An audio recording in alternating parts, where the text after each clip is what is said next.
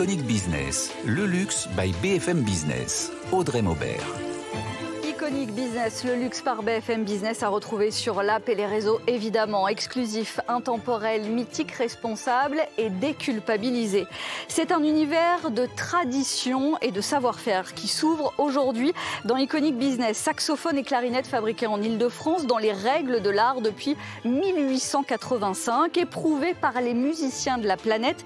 Thierry Horriez est président exécutif chez Henri Selmer Paris. Il nous livre les secrets de la maison aujourd'hui. Secrets et savoir-faire aussi en cuisine, celle du Meurice, un disciple d'Alain Ducasse, un habitué de la cuisine étoilée. Il sera avec nous dans un instant à Moribourg. Sans oublier l'iconique capsule Phénomènes et tendances avec James Lifford d'Icône France, les icônes du style, légende au masculin. C'est Iconic Business, bienvenue. Cette semaine dans Iconic Business, Thierry Horriez, président exécutif Henri Selmer Paris. Bonjour. Bonjour Audrey. Vous êtes passé par Baccarat, par Christophe, par Weston. Le luxe, vous connaissez, le savoir-faire aussi. Est-ce que c'est à chaque fois, là également, l'artisanat musical, la même manière de raconter l'histoire ? Ce qui est commun à toutes ces entreprises, c'est cette logique un peu de ligne de crête entre un artisanat extrême et une industrie, puis ce sont des entreprises qui sont importantes, avec cette obsession du savoir-faire, de la qualité. La grande différence avec Selmer, c'est qu'il faut que ce soit beau, mais avant tout, il faut ça respecte un cahier des charges acoustiques qui est excessivement exigeant. Mais sinon, il y a beaucoup de choses communes. Cahier des charges qui est éprouvé par la tradition, qui est éprouvé par les musiciens qui testent les instruments ? Alors, les musiciens sont au cœur de l'entreprise. Et je dirais au début et à la fin. Au début, à la fois parce que c'est grâce à eux qu'on développe tous les instruments. On développe des instruments parce que même si ces instruments sont séculaires, on peut constamment apporter des modifications. Et donc, quand on décide de développer un nouvel instrument, on va réunir des ambassadeurs emblématiques, on va constituer un panel et ils vont nous aider à définir le cahier des charges en fonction de leurs desiderata acoustiques, ergonomiques, l'évolution du son. Aujourd'hui, Et justement, ça évolue, ça. Est-ce qu'il y a des tendances ? Est-ce qu'il y a des traditions ? Est-ce qu'au fil des années, c'est une question vraiment sans doute très naïve, mais est-ce que ça évolue ? Pas du tout. Non, bien sûr que ça évolue. Ça évolue parce que la manière dont nous écoutons est différente. On est aujourd'hui beaucoup plus sollicité par le son, avec des volumes beaucoup plus importants. Les technologies font que la manière d'écouter va modifier notre perception sensorielle. Donc oui, l'ouïe, si je puis dire, évolue. Et puis après, vous avez des styles musicaux qui évoluent, bien évidemment. Et si je prends des saxophonistes emblématiques comme Ben Webster, forcément, leur son est très différent de celui d'aujourd'hui. Donc, bien sûr que ça évolue. Et puis, on fait énormément de progrès en termes de R&D, à force de mesures d'impédance. Tout ça nous aide à avoir des instruments qui soient plus justes, donc plus fiables, avec une ergonomie plus facile.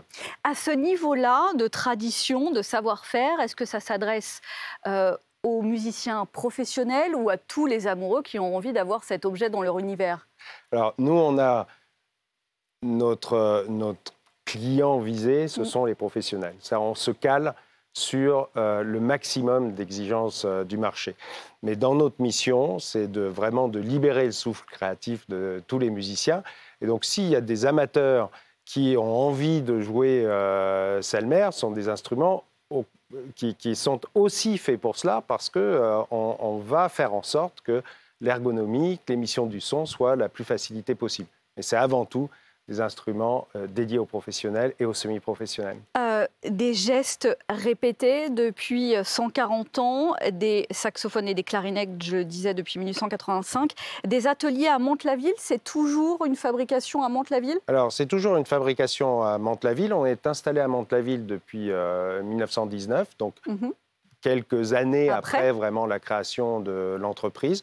Pour des raisons historiques, il y a effectivement une tradition ancienne de facture d'instruments de musique dans la région, et en particulier d'instruments à vent. Comme vous le savez, la France est restée un acteur important des instruments à vent, et c'est tant mieux, parce qu'il faut savoir que 95% des instruments fabriqués dans le monde sont fabriqués en Chine. Donc au fil des ans, ce qui au départ était une aventure dans le garage au fond du jardin, maintenant réunit près de 500 personnes sur 15 000 mètres carrés. A contrario, quand on est une entreprise où, vous le dites, 95% des instruments sont fabriqués en Chine, on conserve cette expertise. A contrario, les 3/4 de votre chiffre d'affaires, c'est à l'export, c'est à l'étranger. Alors, c'est plus de 3/4. La 90%. France, voilà, on est sur 90% de notre chiffre d'affaires réalisé à l'international. Parce qu'on est une référence, que ce soit sur les saxophones, clarinettes, mais aussi les becs et maintenant les anges, qui est un peu un retour aux sources. Donc les musiciens du monde entier, musiciens exigeants, les musiciens professionnels, assez naturellement se portent sur notre marque quand ils souhaitent upgrader leur pratique, si je puis dire. Avec cette spécificité et cette prouesse aussi de s'être installé sur le marché chinois. Alors, une prouesse, oui et non. On a effectivement créé une filiale en 2019 parce qu'il y avait une demande qui était forte, qu'on sentait qu'il fallait qu'on structure ce marché et que les musiciens chinois sont très attentifs à ce qu'il se passe. Il y a un engouement qui est fort, à la fois sur la musique classique, mais aussi sur une scène plus contemporaine et une scène jazz. Et donc, assez naturellement, lorsqu'ils veulent un instrument de très bonne qualité, un instrument de qualité professionnelle, avec des savoir-faire et avec aussi toute cette mythique de la marque qui est tout à fait importante, parce qu'en 140 ans, il s'en est passé des choses. Et l'entreprise, très clairement, a participé à l'évolution de la musique, et en particulier de la musique classique, puisque participe à tout le nouveau répertoire autour du saxophone, mais aussi de la clarinette, mais aussi de la scène jazz, la scène pop, et ainsi de suite. Donc, assez naturellement, les musiciens chinois viennent vers nous. Et quel pays représente à l'heure actuelle votre plus gros marché? C'est très éclaté ou il y a quand même un marché, une géographie particulière? Alors, on a un certain tropisme asiatique. On est très fort au Japon. Pour des raisons assez naturelles. En particulier, le Japon a une tradition de jazz qui est liée à l'après Deuxième Guerre mondiale, très forte, avec une scène très active et des musiciens remarquables. Et donc, là aussi, quand ils cherchent un instrument, en plus, il y a ce lien culturel très fort entre le Japon et la France. Oui, tout à fait. Assez naturellement, ils viennent vers les instruments Selmer. La Chine, qui est équivalent au Japon, mais avec une population bien évidemment beaucoup plus forte. Et puis vous avez des pays asiatiques, dont la Corée, pareil, qui ont des programmes d'éducation musicale très aboutis. Et donc on a une clientèle qui est assez forte. Donc on est très bien représenté en Asie. La deuxième partie, c'est l'Europe, bien sûr, avec évidemment la France, mais on est très présent sur l'ensemble d'Europe, et puis les États-Unis. 445 millions d'euros de chiffre d'affaires en 2023. Oui. 475 salariés, 600 points de vente dans 50 pays, donc c'est très représentatif justement. Et deux showrooms, Paris et Pékin, là on retrouve justement cet enjeu pour le marché asiatique. Vous partez prochainement en Chine, pourquoi? Pour promouvoir à nouveau la marque, promouvoir le savoir-faire à la française sur fond d'un marché un peu déstabilisé. Il y a beaucoup de choses beaucoup de raisons pour aller en Chine. D'une part, il est important de représenter la marque et de faire en sorte que la différence des instruments et de la qualité de nos instruments puisse être parfaitement bien comprise par rapport au reste du marché. Le marché est immense. Nous, on est vraiment sur le haut de la pyramide. On veut systématiquement expliquer pourquoi. Ça me paraît tout à fait essentiel. Ensuite, en Chine, il y a beaucoup de contrefaçons, il y a beaucoup de personnes qui s'inspirent de ce que nous faisons, et c'est aussi pour ça qu'on développe très régulièrement des instruments qui portent l'ensemble du marché un peu plus loin et avec un peu plus d'exigence. Donc c'est important de regarder tout ce qui se passe. Et puis c'est important de voir quels sont les différents courants musicaux, qu'est-ce qui se passe, comment tout ça évolue, quelles sont les réglementations qui évoluent en Chine, en particulier sur l'ensemble des aides destinées à promouvoir la pratique instrumentale. Donc, il y a de très, très bonnes raisons d'y aller. L'achat moyen, entre guillemets, parce que ça s'adresse à des professionnels, on est dans le très haut de gamme, ça représente quel tarif, quel prix quand on rentre chez Henri Selmer Paris? Alors, on va plutôt parler des extrêmes. Un saxophone, c'est 3500 sur la gamme Axos, qui est une gamme semi-professionnelle. Une clarinette Prologue, ça va être 2000 €. Et après, c'est pas sans limite, bien évidemment. Bien sûr. Mais sur des instruments qui sont des instruments très particuliers, les basses, les contrebasses, vraiment réalisés complètement à la main, voire réalisés dans des métaux différents, qui peuvent être l'argent massif ou du plaqué or. À ce moment, on peut aller jusqu'à 25 000, 30 000 €. Maintenant, vous êtes présent sur l'ensemble de la chaîne, réparation et vente d'instruments d'occasion. C'était important de capter l'ensemble justement de la chaîne de valeur. Oui, il y a aussi une autre raison à cela, c'est qu'on a la chance d'appartenir à un fonds qui est Argos, qui est très sensible justement à toutes ces notions d'éco-responsabilité. Ils ont d'ailleurs créé un fonds qui s'appelle Argos Climate Change pour aider les entreprises PME ou ETI à se décarboner. Donc, on a déjà, nous, un engagement qui est un engagement SBTI, Science Based Target, qui est très exigeant sur le parcours de décarbonation. Ça, c'est un premier point. L'autre élément, c'est que le fait de participer au marché des instruments d'occasion nous paraissait essentiel. Donc, on vend des marchés d'occasion récents, on vend aussi des instruments vintage. L'intérêt de Selmer, c'est que les instruments se décotent relativement peu, voire certains instruments de période un peu mythique se valorisent. Non, je pense au Marxis, par exemple. Donc, ça nous permet d'offrir des prix plus doux sur des instruments d'occasion et aussi d'avoir un regard sur l'approche vintage. Donc, on achète des instruments, on les rénove entièrement, on les garantit. Et donc, après, les musiciens peuvent venir sur le service Rewind et en profiter. Et vous captez l'ensemble des générations ainsi. Thierry Oriez, évidemment, vous passez par Iconic Business. Quelle est votre définition du luxe ? C'est un vaste sujet. Il y a tellement de débats autour de ça. Je vais vous surprendre. Je n'aime pas tellement ce mot. Et en particulier quand ce sont les entreprises qui l'utilisent. Alors vous me direz, c'est paradoxal, on est EPV, on est membre du comité Colbert, on respecte et on porte vraiment toutes les valeurs du comité Colbert. Pour moi, c'est un savoir-faire exceptionnel qui permet la réalisation d'un acte créatif fort, quel que soit le domaine. Alors il se trouve que chez nous, notre enjeu, c'est d'apporter des instruments exceptionnels pour que le musicien puisse s'exprimer absolument parfaitement. Mais pourquoi je me méfie un peu de ce mot ? D'abord, il est très galvaudé, très utilisé. Et surtout, je pense que c'est avant tout à nos clients de nous définir comme des instruments de luxe. Si un musicien achète Selmer et considère qu'il a atteint le Graal, c'est formidable, c'est notre objectif. Mais c'est à lui de le dire, c'est pas à nous. On aura donc que boucler avec la raison d'être d'Henri Selmer Paris. Merci beaucoup Thierry Oriez d'avoir été dans Iconic Business. Dans un instant, tout de suite même, on retrouve l'Iconic Capsule, tendance et phénomène. Et on va retrouver notre partenaire Icon France. Il nous rejoint justement ce magazine Icon France qui nous accompagnera une fois par mois. James Sleaford, vous le représentez. On va parler tendance, on va parler phénomène avec vous dans Iconic Business. Icon France, ça s'adresse à qui ? Bonjour. Bonjour. Donc, Icon France, c'est le nouveau rendez-vous pour des hommes exigeants. Dans le magazine, on va décrypter tout l'univers du luxe, avec des reportages très pointus et aussi avec l'analyse très exclusif. Notre objectif, c'est de créer un magazine intéressant pour l'homme qui parle de l'univers, le lifestyle contemporain.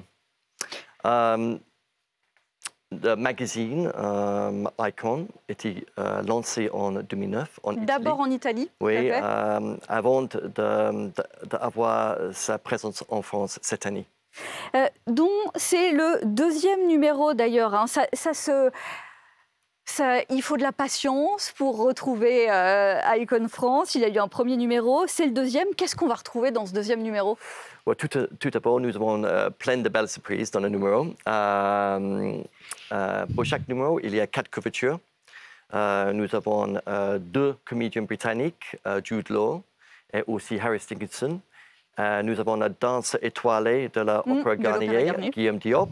Et aussi, nous avons le comédien français et vedette international Tahar Rahim.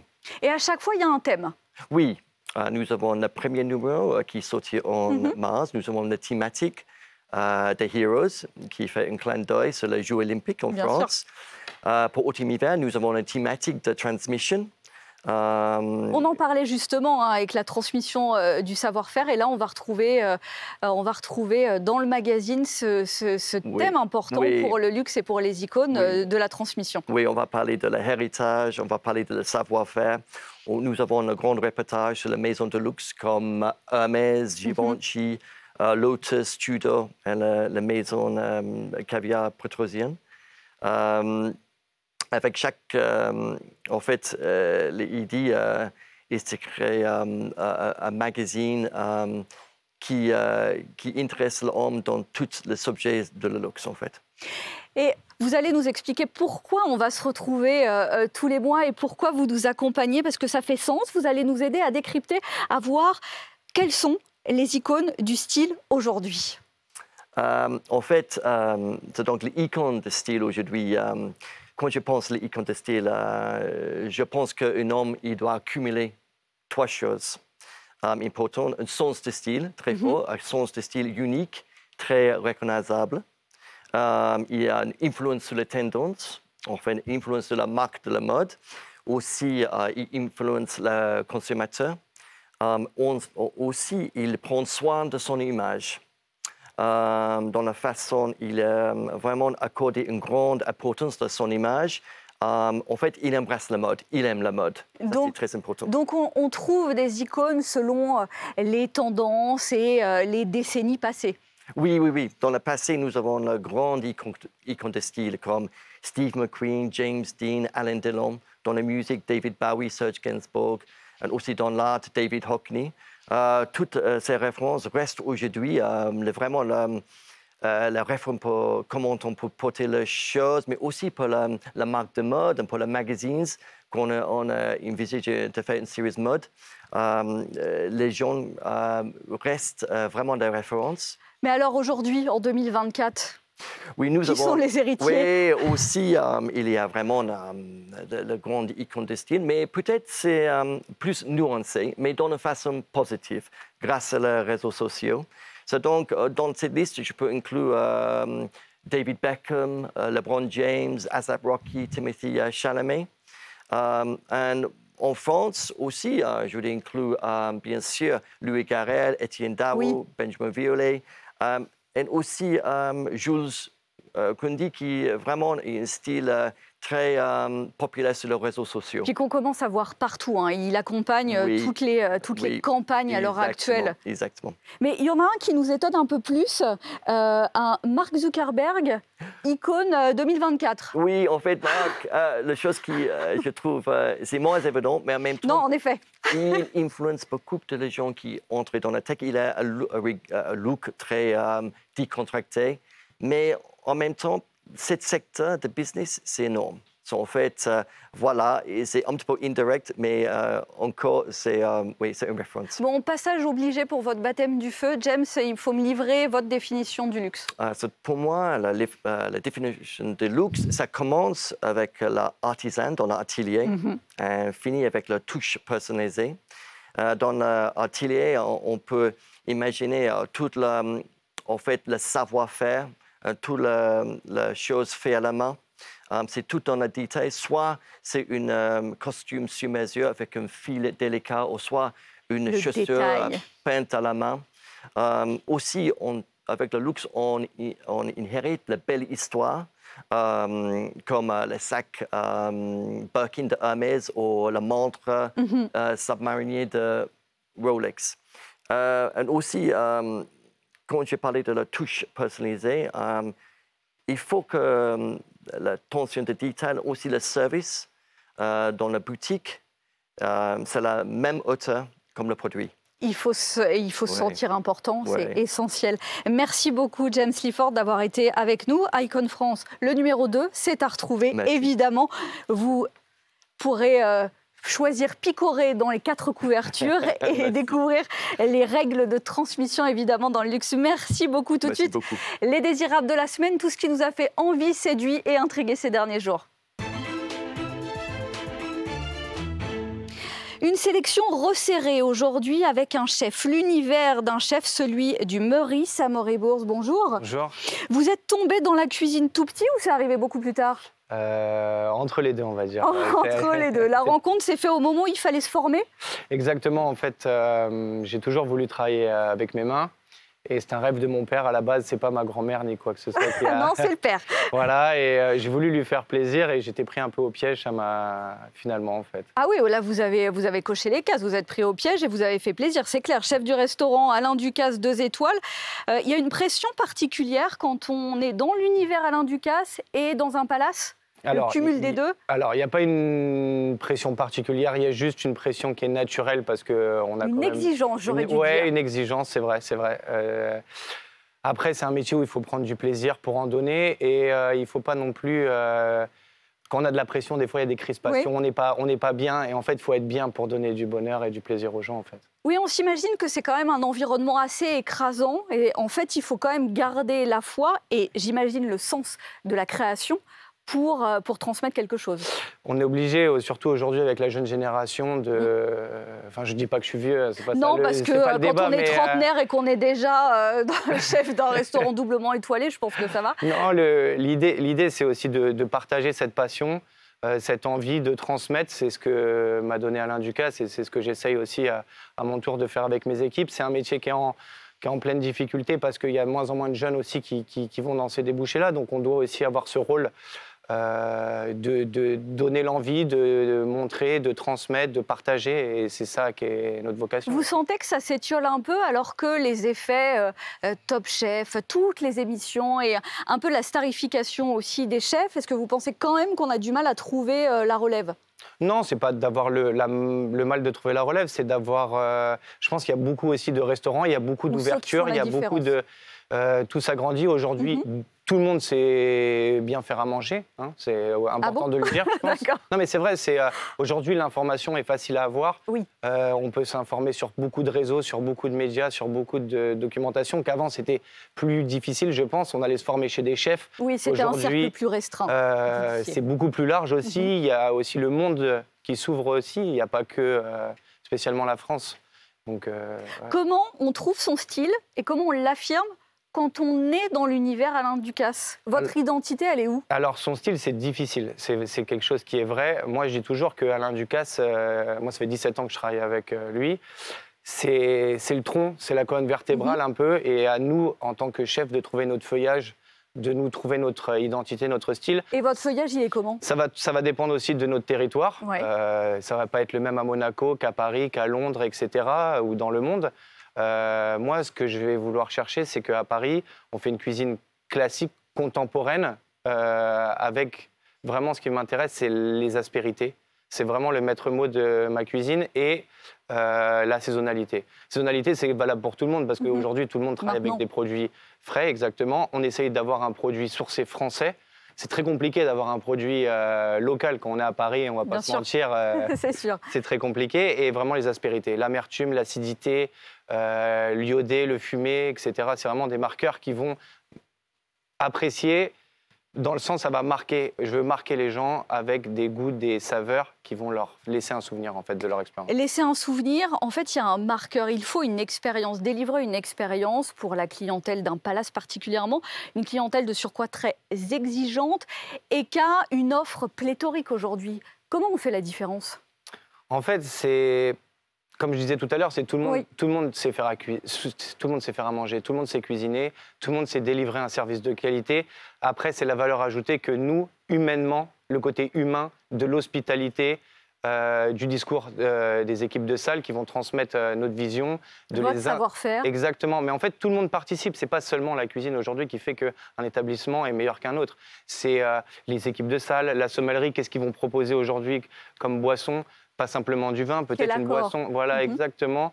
Et ainsi de suite. C'est vraiment une globalité. Les pâtissiers aussi qui ont un maître mot important parce que c'est eux qui vont terminer l'expérience, etc. 17 ans dans l'univers Alain Ducasse, dans le mercato des chefs, vous visez quel établissement où ça ne se dit pas? Votre restaurant peut-être à terme ou direction l'étranger? Je sais. La vérité, c'est qu'aujourd'hui, je me sens bien et je pense que c'est ça le plus important. C'est aujourd'hui, je me sens très bien où je suis. Le Meurice, c'est le plus vieux palace parisien. C'est une maison qui a beaucoup d'histoire, qui a beaucoup de choses à faire. J'ai énormément de chance d'être là où j'en suis à mon âge. Et je suis très reconnaissant envers Alain Ducasse de m'avoir donné la chance et ainsi que ma direction. Pour l'instant, ça ne se pose pas la question. Peut-être on verra ça dans 5 ans, je ne sais pas. Il y a un rêve enfoui quand même? Ou un pays visé? Ou une envie particulière? Moi, j'aimerais bien à terme ouvrir quelque chose, mais quelque chose de très simple, au bord de la mer, avoir des poissons frais et cuisiner en fonction des arrivages. Vraiment, c'est cool. Bientôt un dîner à 4 mains avec un chef à Munich. Il y a besoin d'avoir des univers qui se rencontrent justement pour nourrir la créativité, l'envie? Alors déjà, il y a le côté humain, qui est hyper important. Sans une relation humaine, on ne peut pas faire. Si on n'a pas envie de le faire, ça ne sert à rien. Deuxièmement, il faut avoir une histoire aussi à raconter pour les gens qui vont venir vivre l'expérience. Et deuxièmement, il faut que ce soit quelque chose qui soit intéressant. C'est-à-dire que faire des 4 mains avec des gens qui ne sont pas très loin, moi, je ne suis pas tout le temps favorable parce que les gens peuvent le faire. Munich, on n'y va pas tous les jours. Non. On a fait un événement avec un chef new-yorkais il n'y a pas longtemps. C'est toujours bien de développer aussi la gastronomie française ailleurs et on fait toujours, on appelle ça un peu l'effet papillon, c'est-à-dire qu'ils viennent chez nous, on va chez eux et ça permet de toucher au maximum de gens en fait. Merci beaucoup à Amaury Bourse, chef au Meurice, d'avoir été dans Iconic Business. Le luxe par BFM Business toutes les semaines, dès à présent sur le site, l'app et les réseaux sociaux. Iconic Business, le luxe by BFM Business.